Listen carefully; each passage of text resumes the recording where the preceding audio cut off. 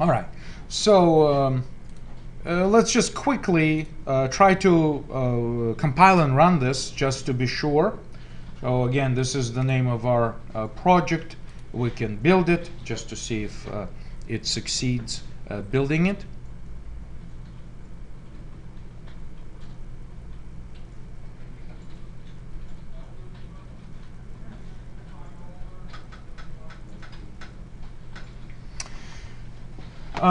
And it tells me that, here, let me just increase the size of this output just a slight bit.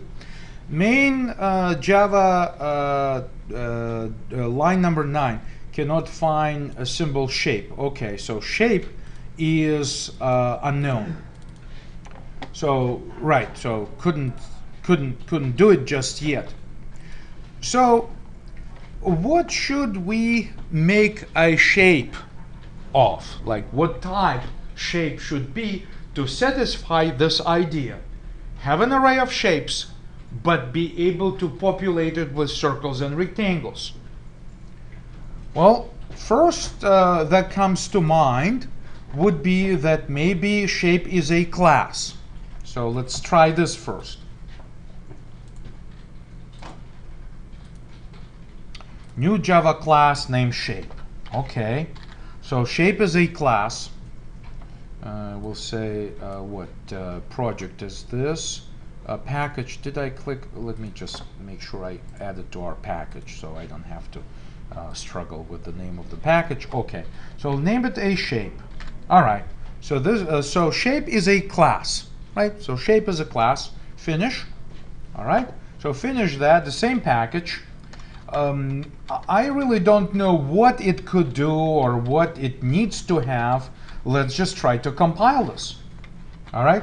So, okay, shape is a class, and I am trying to use it as a very generic placeholder for references to unique,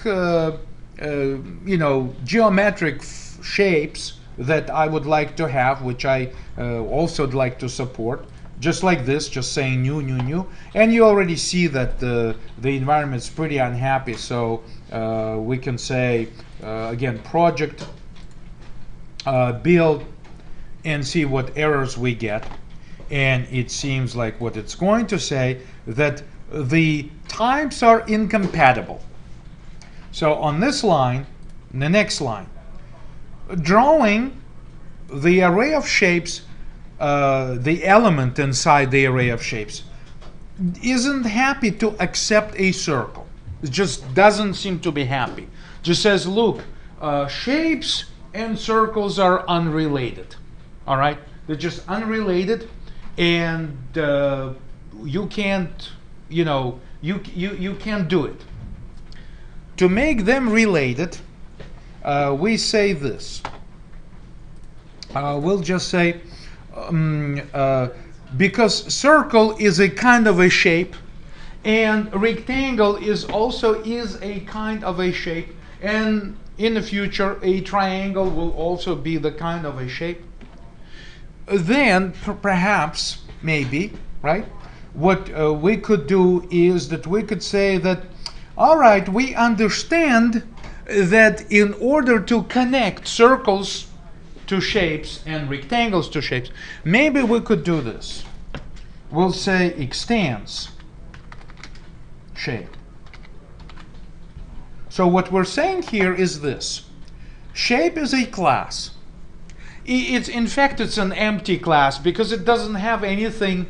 Its only idea, its only purpose to be, to exist in order for us to be able to create an array of shapes and basically then populate with concrete shapes such as circle and rectangle and other shapes that we may add to the project in the future.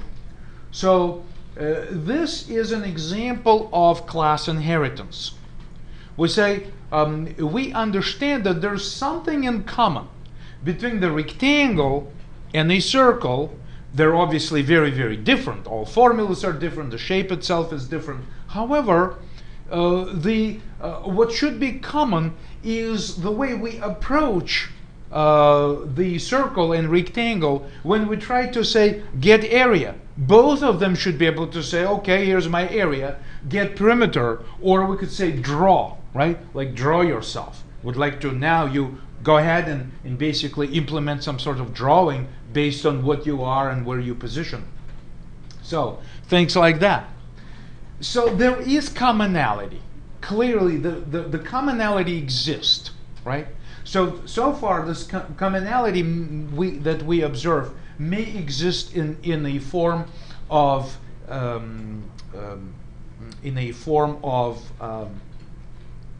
common interface.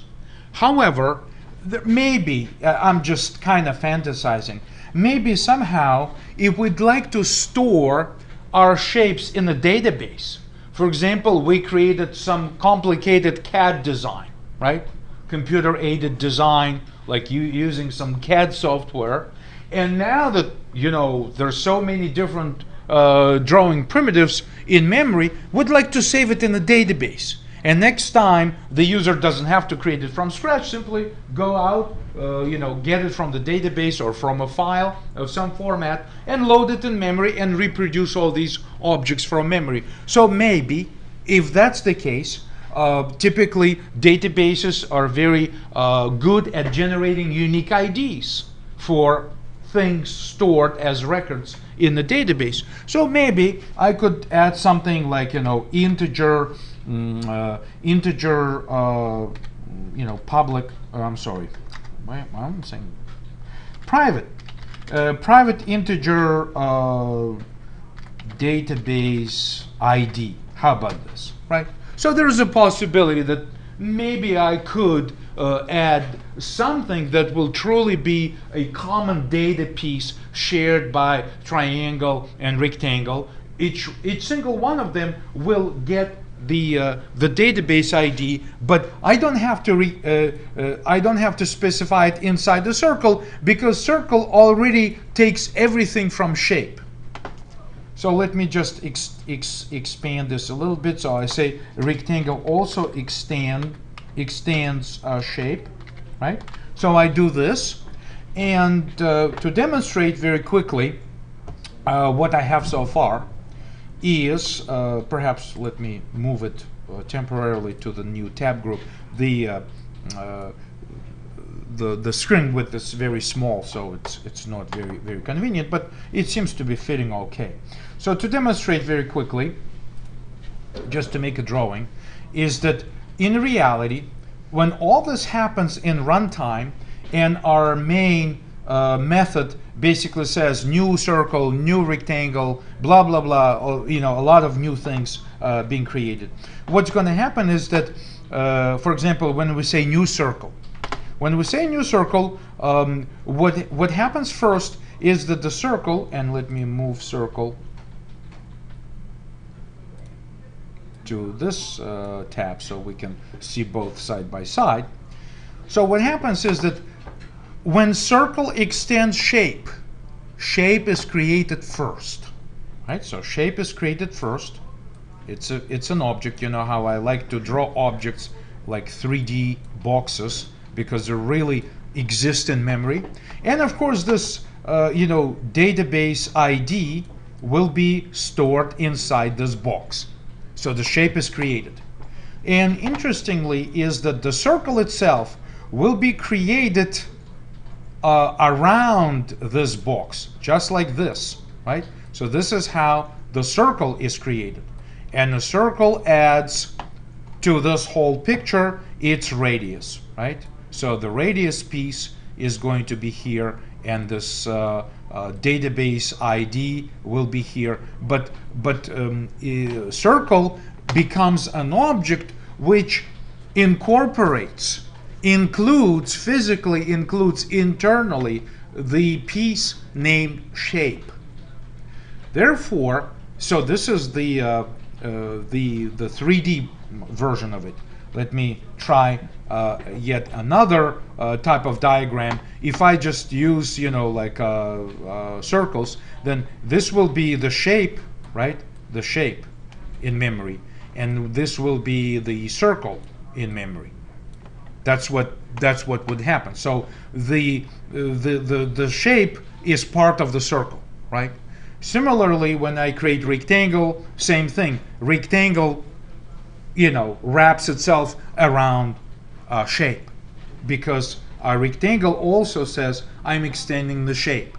So each rectangle will contain database ID and will also contain height and width. That's pretty much the memory footprint of a rectangle so far in this design. And with respect to the circle, its footprint is different. It includes the database ID that it gets from the shape, but also includes the radius, which it defines itself. But let's see if this is enough for us to be able to program something useful. Well, first of all, again, let's try to compile and run. So I've been not happy so far compiling it. So let's say build. So the first time it says finish building, and it seems like it was able to complete. So now it's okay. So the next thing to do would be to say, let's do something useful. Well, first take would be, say, integer index equals 0, right? Because first index in our array is always 0. Then create a loop, a for loop, and inside this for loop we'll say, as long as index is less than drawing. Drawing is the name of my array, right? So drawing, once created, knows what its length is. It's a field given to us by the each array object automatically. It gets populated this as soon as we do this, right? We said new shape 7, okay, you get 7 as length, and you stuck with that length. Arrays cannot have variable length. So once created, array length is fixed, and so there's this field, okay? And we can increment index as soon as we try to go through all of our array elements. And here we could maybe compute like total area, right? So total area equals drawing index dot get area, right? So get area.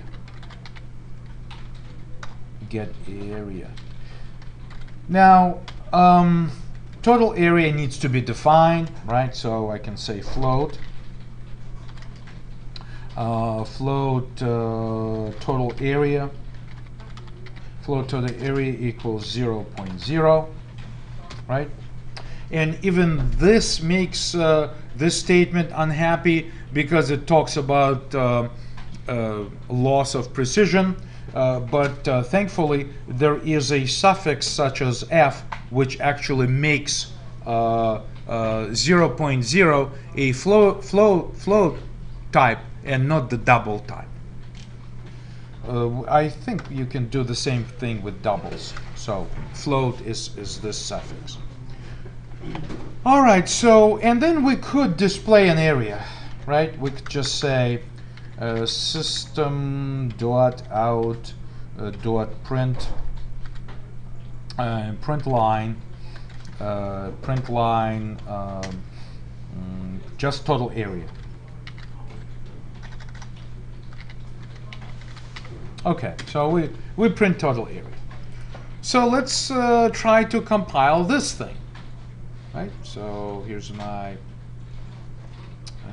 window project build first, right? So now it says that the error is in line 21 cannot find method get area. So now it says, look, drawing is a type of shape, right? The drawing is the type of drawing index is a shape.